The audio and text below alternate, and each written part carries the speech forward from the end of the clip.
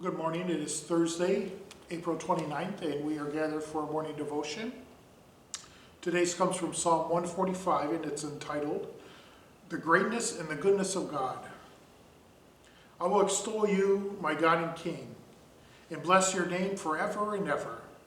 Every day I will bless you, and praise your name forever and ever. Great is the Lord, and greatly to be praised. His greatness is unsearchable. One generation shall laud your works to another, and shall declare your mighty acts. On the gracious splendor of your majesty, and on your wondrous works I will meditate. The might of your awesome deeds shall be proclaimed, and I will declare your greatness. They shall celebrate the fame of your abundant goodness, and shall sing aloud to your righteousness. The Lord is gracious and merciful, slow to anger, and abounding in steadfast love. The Lord is good to all, and his compassion is over all that he has made. All your works shall give thanks to you, O Lord, and all your faithful shall bless you. They shall speak of the glory of your kingdom and tell of your power, to make known to all the people your mighty deeds and all the glorious splendor of your kingdom. Your kingdom is an everlasting kingdom, and your dominion endures throughout all generations.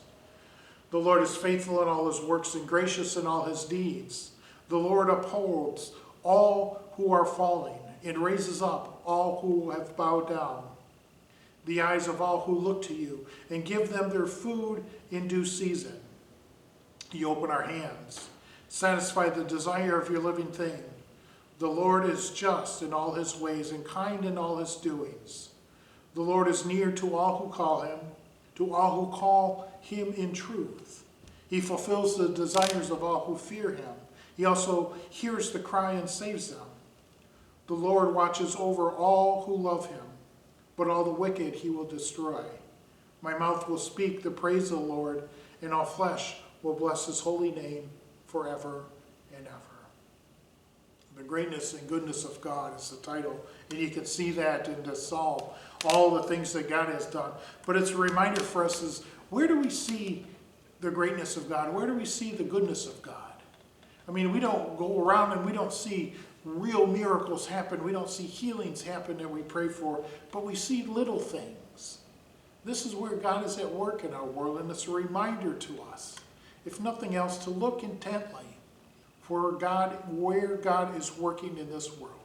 Look for the small things. Look for the person on the outskirts who's giving food to the needy or clothes to the naked. Look to those small things, and that is where you see the goodness of God working in the world.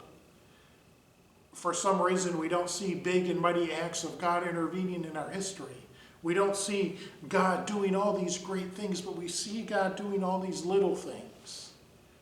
And that's okay. We don't need to see the big things to know God is still working. But look for the little things. Look for the bystander on the side who's doing the works of God.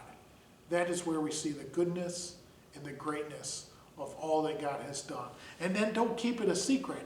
Tell others. He says, one generation shall laud your work to another. When you see something, tell others of the goodness that God has done, of the greatness of the work that God has done.